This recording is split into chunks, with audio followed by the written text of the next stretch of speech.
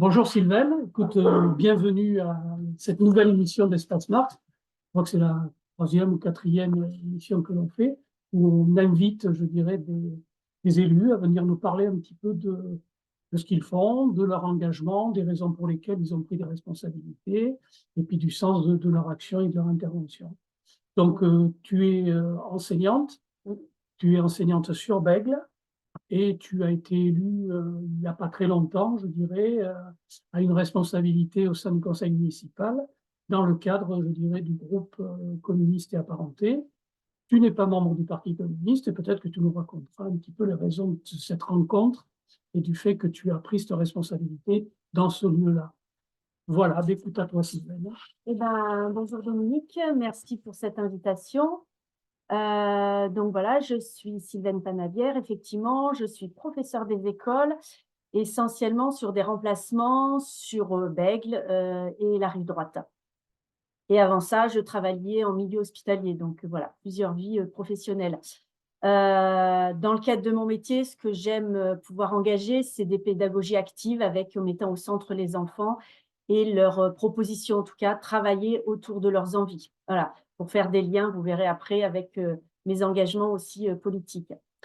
On va dire que mes engagements, en tout cas associatifs, remontent à très loin, hein. Je pense que j'ai toujours baigné dedans étant petite, et donc naturellement, j'ai continué à m'engager, moi, dans des associations, et ben, en fonction de mes rencontres et de mon parcours de vie en tant qu'étudiante, jeune maman. Maman, en arrivant à Bègle, ben, je me suis beaucoup engagée au sein de la FCPE, auprès des parents d'élèves sur les écoles Joliot-Curie, sur le collège Pablo Neruda, également un petit peu sur le lycée Václav Havel. Et je suis également engagée depuis très longtemps au sein des Scouts et Guides de France sur le groupe de Gradignan.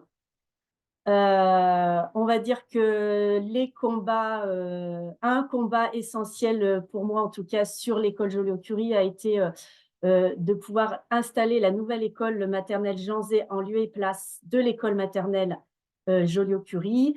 Et ça, ben, c'est les parents d'élèves, l'association des représentants de parents d'élèves FCPE, dont j'étais la présidente à l'époque pour Joliot-Curie. Là, on a été soutenu par la cellule communiste de Joliot-Curie.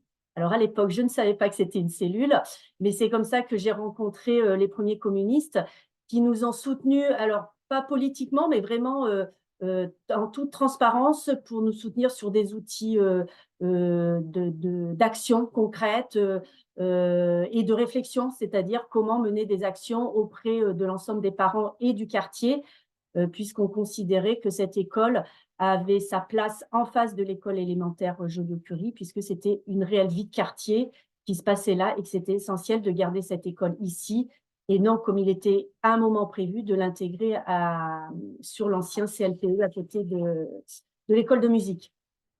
Donc voilà, les premiers, on va dire que les militants communistes, j'ai commencé à les croiser à ce moment-là. On a beaucoup échangé, ils nous ont beaucoup aussi aidés. Et puis voilà, donc je me suis retrouvée dans des discussions, des valeurs effectivement que je partageais avec eux. Et puis voilà, ben, la vie a continué. J'ai passé le concours de professeur des écoles. Donc là, on va dire un petit break au niveau de mes engagements, parce que ce n'est pas possible de tout faire en même temps. Et puis en 2019, eh ben, Vincent Brevinet, si je ne me trompe pas, alors secrétaire de section sur le Parti communiste à Bègle, on s'est retrouvés au rendez-vous des Terre-Neuve, c'est pas anodin non plus, et on a commencé à échanger sur effectivement un engagement de ma part sur la liste communiste pour monter la liste auprès. Il y avait à l'époque un premier travail d'intégrer les communistes au sein de la majorité pour la commune de Bègle. Et puis d'engagement en engagement, voilà, je me suis pris peut-être au jeu aussi. Je me suis engagée sur la campagne municipale avec les communistes. Au bout de quelques mois, il a fallu que je me positionne. Est-ce que je suis prête à prendre un poste d'élu comme conseillère municipale en étant sympathisante communiste? Ben voilà, après réflexion, je me suis engagée. Je pense que c'était le moment. J'étais libérée. Je pense que ce qui était important, c'est que j'étais libérée aussi de mes engagements associatifs au niveau des écoles, ça me permettait d'avoir les coudées franches. Voilà. Et puis, je pense que j'étais mûre par rapport à ça. Donc, j'ai complètement accepté cette mission avec une condition, et ça, c'était très, très clair avec Vincent et mes collègues élus, c'est que je savais que je ne partais pas toute seule, que je partais avec 4 autres élus, et surtout, je partais dans cette mission grâce aux communistes que je savais présents sur le terrain et que je savais donc que j'allais travailler avec eux régulièrement et que je ne pourrais pas travailler toute seule et qu'il fallait qu'ils soient présents en tout cas autour de moi. Voilà, ça c'était vraiment essentiel de partir avec cette idée-là très très claire. Et c'est d'ailleurs ce qui se passe, même si au niveau du temps qui me reste, c'est pas toujours facile.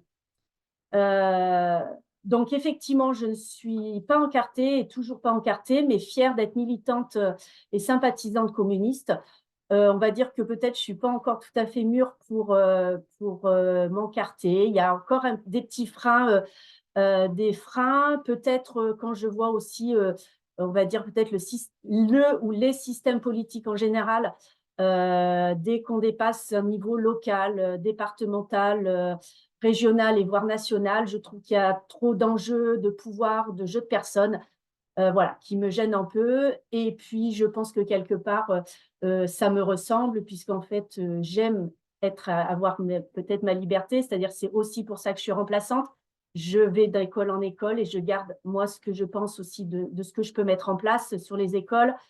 Quand je travaillais à l'hôpital, j'étais sur plusieurs établissements et c'est ce qui me plaisait beaucoup aussi de pouvoir intégrer plusieurs équipes. Voilà. Et je trouve que là, en étant sympathisante, eh ben, je me préserve aussi peut-être de conflits ou voilà, de distensions qui pourraient peut-être me mettre en difficulté. En tout cas, c'est l'analyse que je fais. C'est pas pour ça du tout c'est pas parce que je ne suis pas encartée que je ne me considère pas communiste, loin de là. Pour moi, les choses sont très très claires. Voilà. Euh, donc voilà, parce que pour dire qu'au niveau avec les communistes, ben, je partage quand même de toute façon des vraies valeurs humanistes avec la défense de celles et ceux qui en ont le plus besoin. Pour moi, c'est très important. Et puis, je partage ben, ce que je disais, les actions de terrain avec les camarades de la section, de la cellule et mes camarades élus. Et c'est parce que je sais pouvoir compter sur les militants communistes que je me suis engagée dans cette mission. Sur ma mission de conseillère municipale, j'ai 2 délégations. J'ai une délégation sur la vie associative, parce que c'est pour moi très important de travailler avec des partenaires de terrain. Les associations sont vraiment sur le terrain Béglé, avec beaucoup de bénévoles qui font vraiment un travail remarquable auprès des Béglés et des Béglaises. Et pour moi, c'est essentiel de les soutenir tant qu'on le peut dans leurs actions. J'ai une deuxième délégation sur les mobilités. Là, ce qui me paraît essentiel, c'est de pouvoir effectivement être sur un enjeu de transition écologique et de pouvoir essayer de transformer un peu nos mobilités tout voiture en des mobilités plus douces et plus actives et plus sociales, puisque je pense que, enfin, je suis convaincue que marcher, faire du vélo, c'est bon pour la planète, c'est bon pour la santé et c'est économique pour son porte-monnaie. Donc, tout ça me paraît essentiel. Et puis parce que je suis une grande adepte du vélo. On va dire que ce mandat est pas évident. On a eu un début de mandat très difficile avec le Covid, où on s'est retrouvés alors qu'on ne se connaissait pas beaucoup pour certains. Il a fallu faire des réunions en visio. Pour moi, ça a été très, très compliqué parce qu'on ne se dit pas les choses de la même façon, en face à face, en réunion et en visio. Donc, des choses étaient actées en visio. On avait du mal à revenir dessus. Voilà, c'était vraiment très compliqué. Et puis, rapidement, après le Covid, on a eu des problèmes de prix de l'énergie à gérer. Et donc ça nous a pris beaucoup, beaucoup de temps aussi à travailler. Et pendant ce temps, ben, on ne menait pas à bien des projets qui nous tiennent aussi à cœur. Et puis, ce coût de l'énergie a beaucoup impacté le budget de la mairie et donc, du coup, a impacté des projets qu'on a reportés pour l'instant. Pour conclure, on va dire que je me sens vraiment à ma place dans tous ces choix, c'est-à-dire que en tant que professeur des écoles, eh ben, j'amène ce que je peux en termes de pédagogie active. Alors, c'est peut-être un petit peu plus pour techniquement ce qu'on appelle la pédagogie freinée, qui d'ailleurs était un communiste très engagé. Je me dis qu'effectivement, tout se recoupe. Cette pédagogie met au centre l'élève et les élèves qui d'abord travaillent beaucoup entre eux. Il y a une vraie coopération, il y a des conseils de vie de classe, et puis tout ce que les enfants peuvent amener en classe, j'essaye moi de me l'approprier et de leur proposer ensuite des activités, des apprentissages en fonction de ce qu'ils m'ont emmené en classe. Et puis, chaque fois que un élève a un parent ou une famille qui peut être intéressant, qui peut venir présenter une activité en art plastique ou un métier intéressant, en tout cas, moi, je fais tout de suite intervenir les familles en classe. Et donc, pour moi, ça rejoint aussi ma façon de militer avec les communistes, puisque je ne suis pas toute seule. Je suis dans un groupe communiste et je travaille avec les militants, avec les communistes de terrain, sur la section, sur la cellule et même au niveau du département et de la métropole. On se voit aussi régulièrement au niveau des élus communistes métropolitains. Et puis, dernière chose, mon engagement chez les Scouts et Guides de France, pour moi, c'est aussi essentiel parce que ça recoupe aussi tout le reste, puisque pour moi, les Scouts et Guides de France proposent des projets avec la prise d'autonomie pour les jeunes chefs, puisque ce sont des chefs d'autour de 20 ans. Donc, c'est aussi leur proposer une vraie autonomie et un engagement dans la vie citoyenne et que tout au long de leur parcours, les scouts sont amenés à vivre ensemble, en coopération, à monter des projets pour eux, puis en grandissant avec les autres et avec des associations, avec des partenaires souvent associatifs. Et puis, parce que c'est aussi un lieu de rencontre avec la nature et de grandes réflexions autour de la transition écologique. Donc voilà, j'ai le sentiment d'être un peu centrée sur des valeurs qui me tiennent à cœur dans tous ces domaines. Voilà un petit peu ma présentation. Merci, merci beaucoup. Alors, juste une question. En gros, qu'est-ce que ton statut d'élu, si tu veux, t'apporte de plus que ce que tu faisais dans l'action militante traditionnelle, dans tes engagements associatifs? On va dire que c'est peut-être une vision plus publique et plus visible pour tous. Voilà, je m'assume comme communiste. Donc, et puis, c'est aussi une façon de pouvoir euh, travailler et de pouvoir aller un peu plus loin que dans le monde associatif pour faire bouger des lignes qu'on ne peut pas forcément faire bouger quand on est engagé bénévolement. Parce qu'en fait, j'ai quand même quelques marges de manœuvre au sein de marge de manœuvre politique au sein de la majorité pour amener un regard ou des discussions ou des prises de position pour les associations et pour les mobilités actives sur la ville de Bègle. Eh bien, est-ce que tu souhaites rajouter deux ou trois choses que tu Non, aurais le sentiment de ne pas évoquer? Non, non, sinon, moi, j'ai envie de savoir un petit peu qu'est-ce que c'est qui t'a conduit, je dirais, plus jeune, je dirais, à t'engager. Parce qu'on voit bien qu'au niveau de la jeunesse, aujourd'hui, on a quand même le sentiment que c'est pas si simple, ou oui. alors on s'engage dans des actions très ponctuelles. Et donc, qu'est-ce qui a fait que toi, à un moment donné, tu décides de franchir le cap et de passer, je dirais, de la vie de citoyen lambda à quelqu'un qui prend des responsabilités? Alors moi, je dirais tout simplement parce que je suis tombée dedans quand j'étais petite, quoi. Et que mes parents ont toujours été engagés, surtout au niveau associatif. Ils étaient syndiqués. Mon père était militant socialiste. Voilà, donc je pense que c'était rapidement une évidence. J'ai commencé quand j'ai commencé à travailler, en fait, toute jeune, à travailler sur Lyon, puisque à l'époque j'étais sur Lyon, et donc je me suis engagée auprès d'une association pour faire de l'aide aux devoirs pour des enfants euh, arrivant sur Lyon. Donc voilà, tout de suite, je me suis engagée très très vite. Et puis après, voilà, de fil en aiguille avec des associations de très jeunes parents autour de l'éducation de bébés, de très jeunes enfants. Voilà. Euh, voilà. Et puis effectivement, c'est plutôt au fil je dirais que voilà, mon engagement, il se situe plus au fil des rencontres et de ma vie de mère, de famille, etc. Voilà, on va dire que D'accord.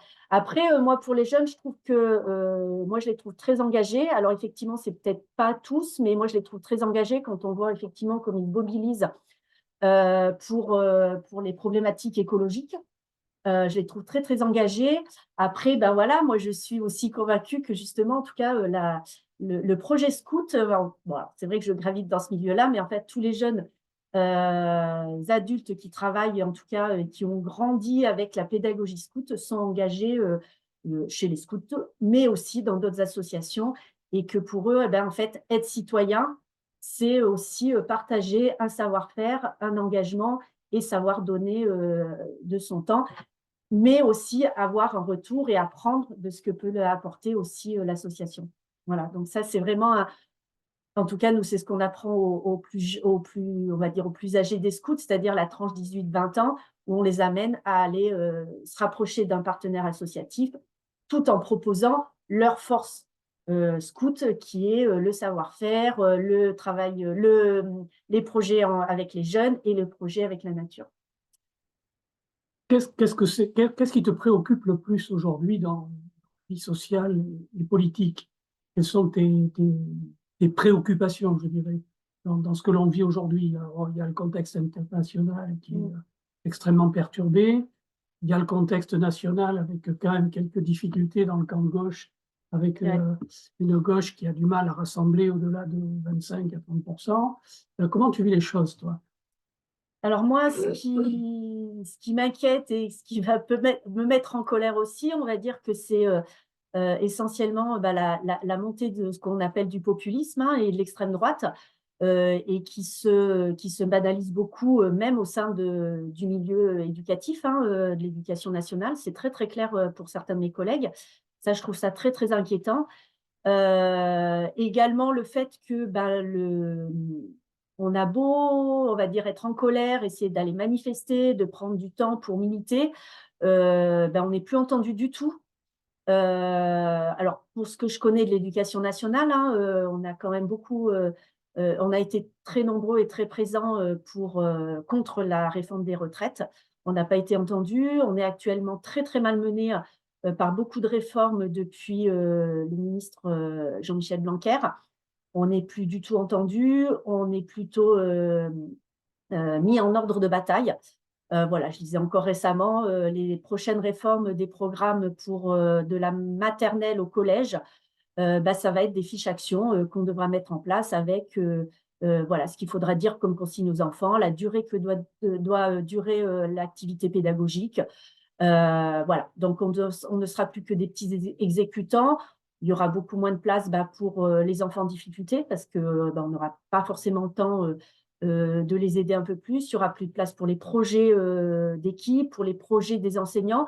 Il y aura plus de place justement pour les projets des enfants qui ont envie de nous parler ou de nous apporter voilà, le vernissage, je pense à ça, le vernissage de peinture d'un grand-père d'une élève que j'ai eu en classe, qui nous en a longuement parlé, que j'ai pu faire venir le grand-père en classe et on a essayé de reproduire ensuite, de faire la même production en art plastique à la manière de ce grand-père. Voilà, ça, il n'y aura plus de place pour ça.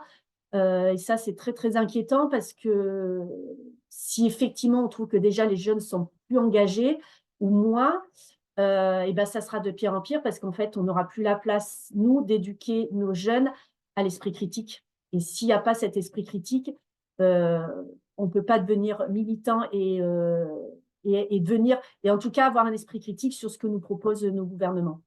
Bon, et bien sûr, effectivement, la guerre en Ukraine, la guerre en Israël-Palestine, voilà, tous ces endroits très, très chauds. Et puis, plein d'autres endroits sur Terre qui sont quand même très, très compliqués, en Afrique, en Amérique du Sud, voilà. En Amérique centrale surtout, bon, voilà. Et quelles sont les conséquences des politiques d'austérité, justement, sur vos capacités, par exemple, en tant que conseil municipal, équipe municipale, à pouvoir développer la politique que vous avez choisie? Ah c'est très simple, hein, à partir du moment où effectivement le coût de l'énergie a augmenté, c'est pris sur le budget du mandat, enfin de la municipalité.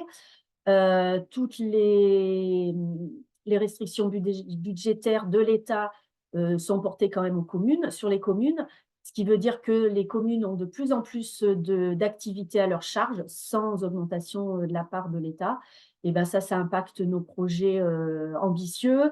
Et donc, il faut faire des choix très, très importants. Et donc là, en tout cas, sur Bègles, on en est à faire des choix entre les écoles, puisqu'il nous faut des écoles, la rénovation ou la reconstruction complète du centre social l'Estey, qui est quand même un enjeu important, puisque il est multisite et il permet à de nombreuses familles sur nos quartiers politiques de la ville de pouvoir s'engager et de pouvoir soutenir ces familles.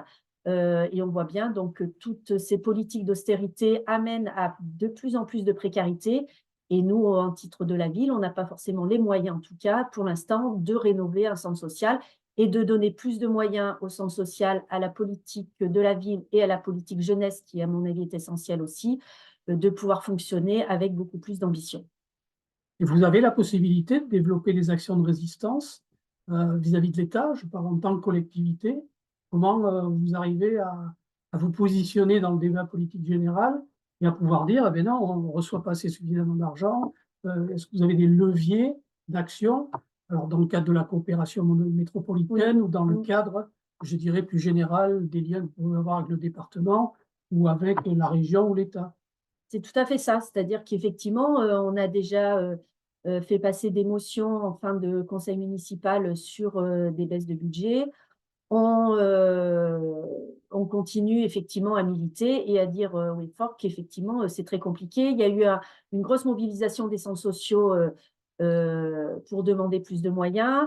Et donc, il y a effectivement un rapprochement au niveau des élus métropolitains, du département et de la région, puisqu'en fait, il n'y a pas que les communes qui sont dans ce cas-là. Le département, ça y est, vraiment très touché au niveau de son budget, qui impacte essentiellement toutes les prises en charge et les prises en compte des familles, puisque le département, avec la MDSI, fait un gros travail auprès des familles et de l'aide à l'enfance. Et là, ça va devenir très, très compliqué, surtout que c'est déjà des systèmes qui sont déjà en grosse précarité, quoi. Voilà. Et est-ce que vous arrivez, par des initiatives ou d'autres, à associer les populations concernées, je dirais, à dépasser ces situations et à les aider à se mettre en mouvement, justement, pour changer un peu l'ordre des choses? Ou est-ce que c'est difficile? Non, ça, c'est difficile. Ouais, ça, c'est très compliqué. Ce qu'on arrive à faire, c'est à leur expliquer la situation pour qu'effectivement les habitants, ne sachant pas trop comment fonctionne la commune, et ça, je le comprends, puisque moi, il y a encore quelques années, je ne savais pas trop comment ça marchait, mais les amener à comprendre comment fonctionne un budget communal et à comprendre qu'effectivement, on ne peut pas tout mettre en place et surtout à comprendre maintenant que la commune ne peut pas tout, ne peut pas répondre à tous les besoins. Et donc, effectivement, d'où la part importante d'associations qui fait un vrai travail de service public quand même sur le terrain. Mais c'est vraiment très compliqué d'engager les habitants sur des actions à ce niveau-là. On va dire que les personnes les plus engagées, on va dire, sont dans les partis politiques. Mais au-delà, c'est très compliqué. Donc, en clair, ce qui est difficile, c'est de, comment dire, de construire. D'abord, est-ce qu'il y a des luttes qui se mènent sur Bègles? Il y a quand même des endroits, j'ai vu par exemple que les enseignants étaient en train de se battre pour rétablir la semaine De 4 de jours. 4 jours. Comment vous vous positionnez par rapport à ces batailles? Là, ce sont des salariés qui se battent, mais dans la population, il n'y a pas de montée, je dirais, de mouvements, d'actions concrètes de terrain, de parents d'élèves, d'associations de quartier, pour revendiquer, par exemple, des espaces de réunion. Alors, si, il y a pas mal de choses. C'est vrai que il y a eu une grosse mobilisation, tu parles des ouvriers, mais au moment de la vente, enfin, pas de la vente, enfin, si, de la vente de la papeterie de Bègles. Absolument. Je pense à ça. Et effectivement, les habitants peuvent être très mobilisés quand on va toucher à leur quartier pour apaiser la circulation. L'objectif étant d'apaiser la circulation aux abords des écoles. Donc ça, effectivement, ça change des habitudes de circulation et ça peut être compliqué.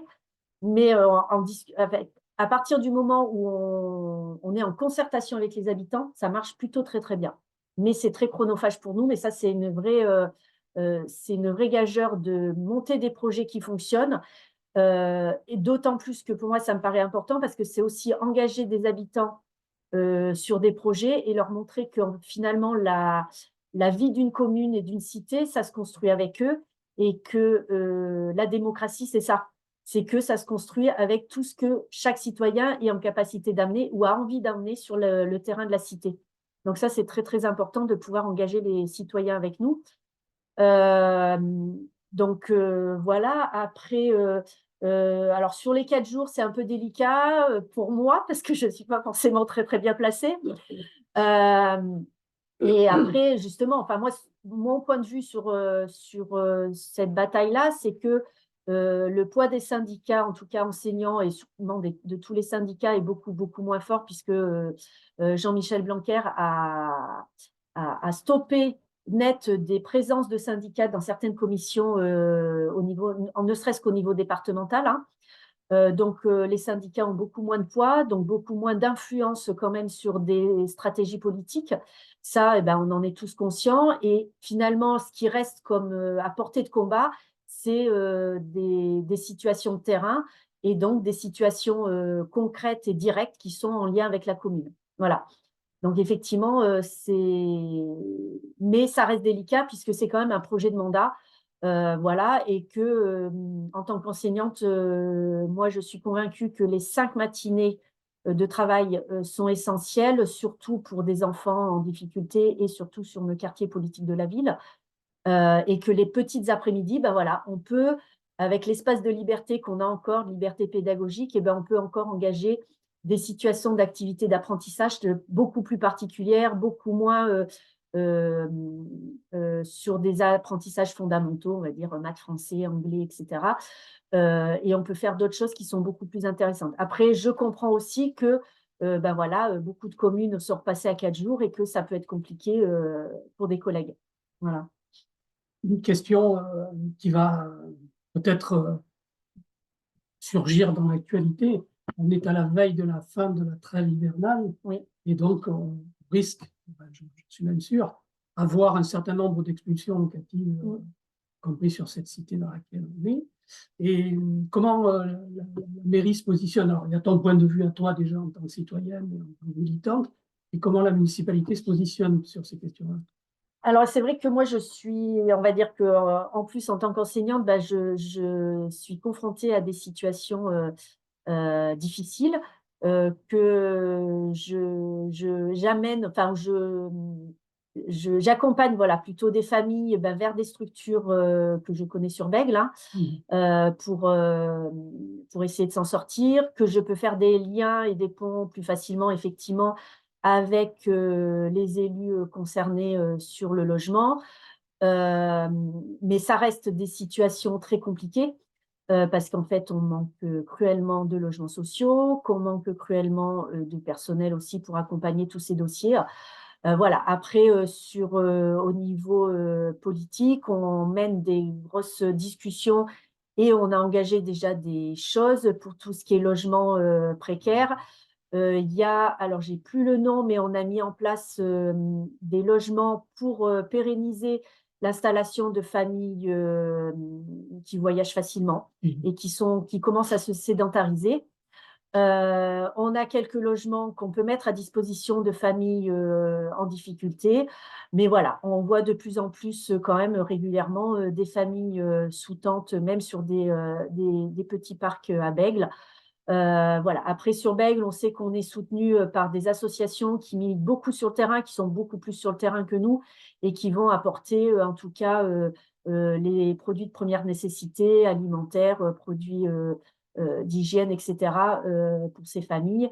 Et puis, je sais pouvoir compter sur mes collègues sur les écoles qui vraiment sont toujours très, très mobilisés dès qu'il y a une famille en difficulté, une expulsion. Et ça, c'est une grande force de l'éducation, puisque voilà, dès qu'on peut amener des collègues, des familles, des représentants de parents d'élèves à soutenir des familles en difficulté, ça porte beaucoup plus ses fruits et on peut arriver à des choses plus conséquentes. Mais c'est une vraie bataille pour chaque situation. Peut-être une dernière question, je ne sais rien. En tout cas, j'ai vu monter dans la période récente une précarité un peu particulière, qui est la précarité psychologiques, Ah ouais. psychosociales, avec des gens de plus en plus déstructurés, de plus en plus tombant facilement dans la dictologie C'est vrai. sous différentes formes, et qui posent évidemment des problèmes, je dirais, de maintien à domicile, tout simplement, de maintien dans la vie sociale. Je suppose que ces dossiers-là, ils commencent à émerger peut-être de manière un peu plus visible dans la sphère municipale, dans la sphère sociale en général. Alors, la sphère municipale, je ne sais pas trop parce que moi, je gère pas je fais pas les astreintes. Donc ça, je sais qu'il peut y avoir des fois des situations difficiles sur des fêtes de fin d'année, sur des week-ends, voilà, des nuits où c'est peut-être des choses qui émergent le plus, mais je ne suis pas toujours au fait. Par contre, à titre professionnel, c'est très flagrant. Effectivement, on a des enfants qui vont pas bien du tout. On a des jeunes lycéens, étudiants qui vont pas bien du tout. Moi, je mets beaucoup ça aussi sur le compte du Covid, hein, qui a quand même mis en grosse difficulté des familles qui l'étaient déjà. Voilà, moi, cette période, j'appelais tous mes élèves et j'avais des élèves qui étaient avec leur famille, donc assises dans un hôtel à Mériadec, par exemple. Voilà, et le petit me disait, désespéré, je peux pas, maîtresse, je peux pas travailler.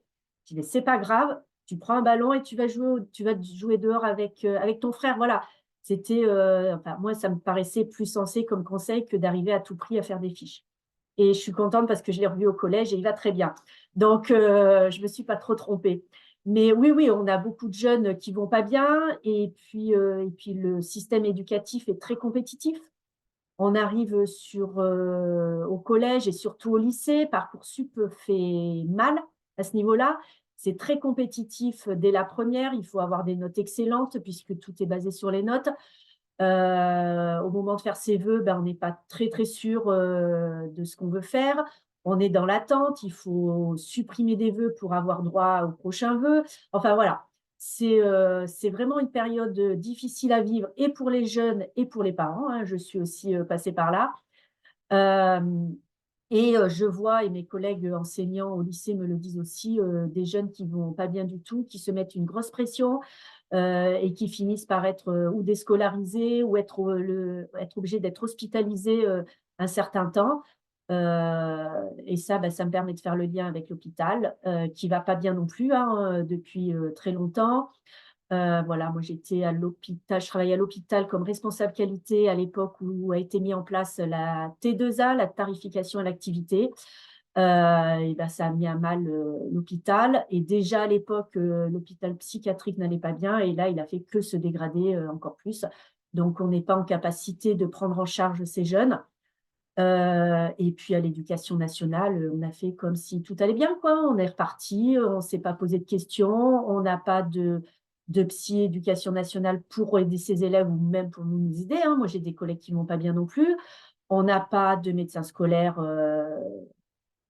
sur le terrain, en tout cas, ils ne sont pas dans les écoles.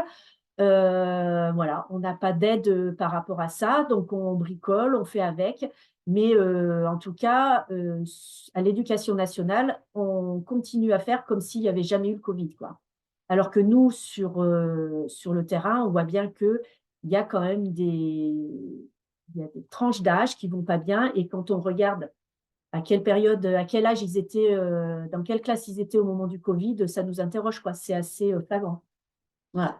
Donc, c'est difficile et voilà, moi, je trouve dommage quand même. On avait une belle opportunité avec le Covid, en tout cas avec cette pandémie, les confinements, de pouvoir se remettre en question, de pouvoir essayer de se dire, bah, tiens, on va essayer peut-être d'inventer un autre monde. Bon, j'y ai cru un instant, mais après, en tout cas, après le premier confinement, j'y ai cru. Et puis non, après, on est vite reparti comme si de rien n'était. Et ça n'a pas changé grand-chose. Peut-être la petite chose, c'est qu'effectivement, le télétravail, pour ceux qui peuvent, c'est peut-être plus ancré. Le travail à 4 jours par semaine dans les entreprises, ça commence aussi à se mettre en place. Et puis, ça répond aussi, et ça aussi, les jeunes, je trouve que c'est chouette, ça répond un peu aussi à une envie pour les jeunes de travailler autrement et de ne pas être corvéable à merci. Euh, donc, certains vont dire que voilà, peut-être ils n'ont plus envie de travailler, mais moi, je crois surtout qu'en fait, les jeunes, ils ont envie de travailler autrement, qu'ils ont envie de travailler et qu'ils ont envie d'avoir un travail qui a du sens. Ça, c'est vraiment ce que je vois autour de moi. Un travail qui a du sens avec aussi un vrai partage entre son temps professionnel, son temps privé, son temps de loisir. Et donc, effectivement, une des réponses pourrait être le travail à 4 jours. Et sur certaines entreprises, ça se met en place et ça marche plutôt bien. Donc, il n'y a pas de raison que ça ne marche pas ailleurs. Après, il y a des métiers essentiels où ce ne sera pas possible. Ben, pour nous, ce ne sera pas possible. À l'hôpital non plus. Voilà, dans les grandes surfaces, ce ne sera pas possible. Dans les commerces, en tout cas, pas forcément les grandes surfaces, pas forcément le meilleur lieu. Mais voilà, dans tous les commerces, ça va être difficile aussi. Mais je crois que c'est une vraie façon de voir autrement notre société et de pouvoir répondre à notre bien-être que professionnel. Merci. Est-ce que tu Voilà. souhaites éventuellement rajouter quelque Non, mais chose? écoute, tu m'as amené à aborder d'autres sujets, donc très bien, je te remercie. Merci Sylvaine. Merci à toi, Dominique.